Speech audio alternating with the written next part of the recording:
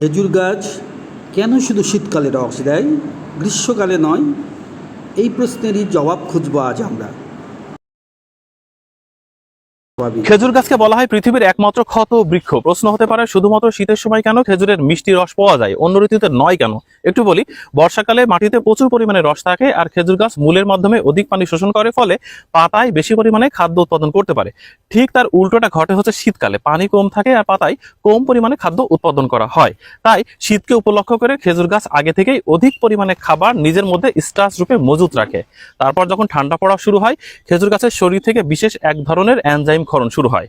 সেই এনজাইমটা মূলত অতিরিক্ত জমিয়ে রাখা স্টার্চকে ভেঙে চুরমার করে আর চিনিতে রূপান্তর করে, যেটাকে আমরা সুক্রোজ বলি। তারপর মূলের মাধ্যমে শোষিত পানির সাথে সেই চিনিটা মিশে গিয়ে শরবতে রূপান্তরিত হয়।